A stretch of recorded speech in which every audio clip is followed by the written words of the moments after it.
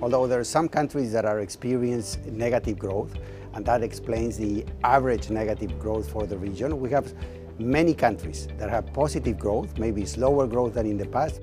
The other part of Latin America, Central America, the Caribbean, and Mexico, exhibiting slightly higher growth than in the past. So in that sense, it is not all negative news, and we have some bright spots in Latin America as well.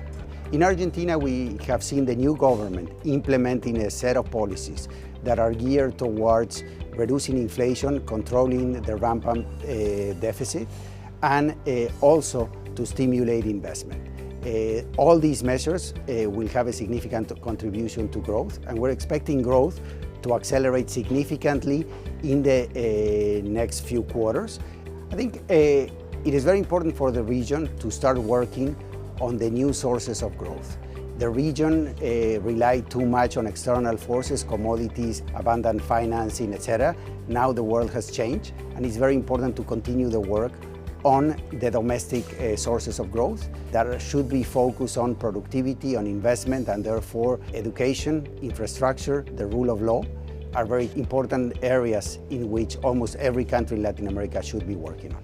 This time around in Latin America, we have seen that as a response to the declining commodity prices, exchange rates have depreciated. That is the normal and expected response of a floating exchange rate to the worsening of external conditions. The good news is that these depreciations have not triggered a significant increase in inflation due to the important increases in credibility that the central banks in the region has had. And in that sense, the depreciations are much more similar to the depreciations that are taking place in Canada, in Australia, etc., than the ones that used to take place in Latin America 2 or 3 decades ago.